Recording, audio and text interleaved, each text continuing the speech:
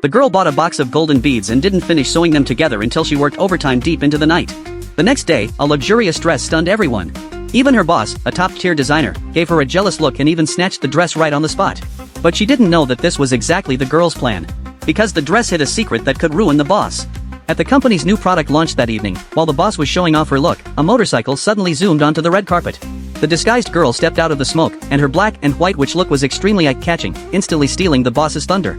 Her companion took the chance to turn off the lights, and the girl's name was projected on the outside of the building.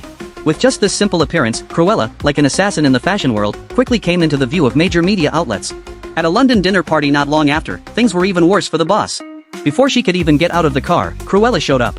She was wearing a red dress and confidently stood on the roof of the boss's car, completely covering it with her skirt. Her iconic makeup, hairstyle, and exaggerated outfit once again became the focus of the media. The next day, Cruella, the rising fashion star, dominated the front pages of major newspapers. The boss felt that this was a challenge to her authority as the fashion doyen and immediately had people gather information. But Cruella was so mysterious that even the police couldn't track down any clues. At this time, Cruella, who was pretending to be a low-level assistant in the company, was designing her next dress. The boss snatched her design sketch and said that all designs by employees belonged to the company. At the fashion show in the new week, the boss was showing off the dress designed by Cruella. Suddenly, a garbage truck appeared. As the driver pressed a switch, a pile of rags fell out of the truck compartment, and Cruella stood among them. The boss was furious. But Cruella just gave a scornful smile, stepped onto the garbage truck, and left confidently.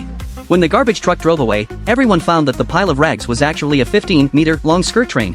Cruella held her head high, laughed loudly, and shone in the fashion circle once again. Cruella's repeated disruptions caused the fashion company's sales to plummet.